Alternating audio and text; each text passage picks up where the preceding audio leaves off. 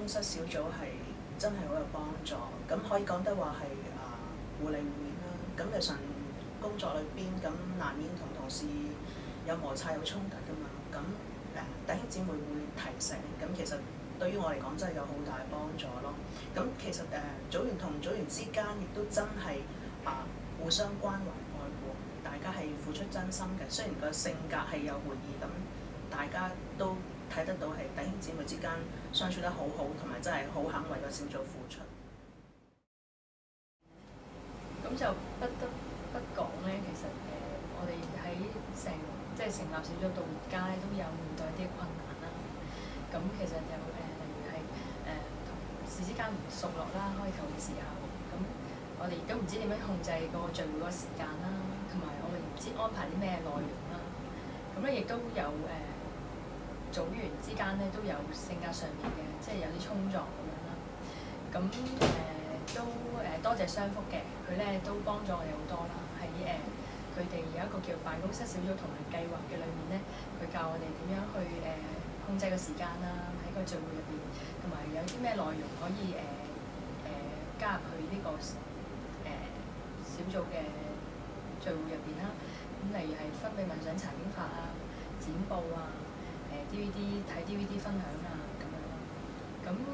亦都睇到神咧喺當中有即係帶領嘅，因為頭先講咗有性格上面嘅衝撞啦，但係咧神咧就感動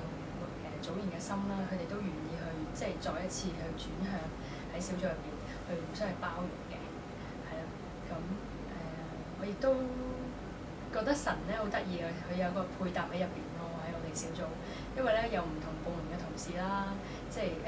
負責唔同嘅嘢咯，譬如有啲 marketing 嘅同事啊，或者有啲 IT 嘅同事，大家互相都有專長去做一啲即係為小組效力嘅嘢咯。咁亦都有唔同性格同事，有啲認真嘅，有啲搞笑嘅，有啲咧就默默支持嘅，有啲咧人好好，又可以邀請好多同事嚟我哋小組度聚會咁樣。咁係啦，神亦都帶領我哋小組咧有幾位同事啦嘅人生嘅經歷啦，譬如係結婚啊、受浸啊、升職啊、轉工咁樣咯。咁組員之間咧，其實到而家咧已經有一個好好嘅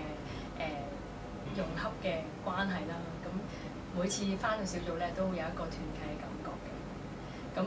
我亦都有聽到一啲微信嘅同事咧，都即係有問過佢哋覺得小組係點樣啦。佢哋都覺得我哋相處得好融洽，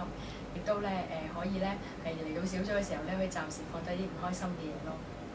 咁我自己個人嘅體會咧，就係我喺工作入邊有陣時都會遇到唔開心啦，有迷失啦，又唔知道自己價值係點樣啦。但係神咧透過小組咧就話俾我聽，其實我喺小組入邊都係一個重要嘅角色嚟嘅，係啦，都係即係我係做一樣嘢咧係侍奉緊神，係好有價值嘅一件事咯。